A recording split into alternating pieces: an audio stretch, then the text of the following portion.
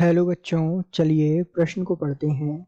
निम्न में से कौन सा अयस्क चुंबकीय पृथक्करण द्वारा सांद्रित नहीं किया जा सकता है? आपको विकल्प दिए हुए हैं। विकल्प ए है हेमेटाइट, विकल्प बी है मेलेकाइट, विकल्प सी है मैग्नेटाइट और विकल्प डी है सिडेराइट।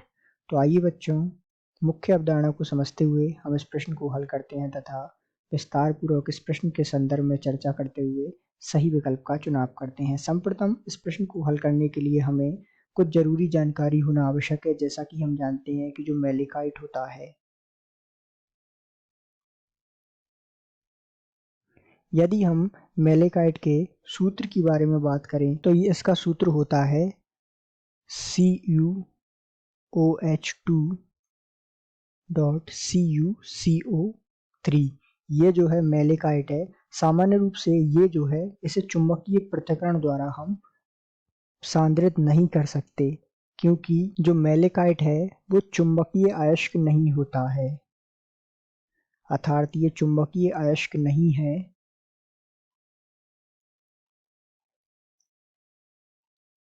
इस कारण से इसे चुंबकीय पृथक्करण द्वारा सांद्रित नहीं किया जा सकता। तो इस प्रश्न का उत्तर होगा विकल्प बी मेलेकाइट। यदि हम बात करें हेमेटाइट की, तो हेमेटाइट इसका सूत्र क्या होता है इस बारे में हम चर्चा कर लेते हैं। हेमेटाइट जो अयस्क है इसका सूत्र होता है Fe2O3। तो ये है Fe2O3। इसी प्रकार मैग्नेटाइट जो अयस्क है इसका सूत्र होता है Fe3O4 और सिडेराइट जो है, सिडेराइट इसका सूत्र होता है FeCO3।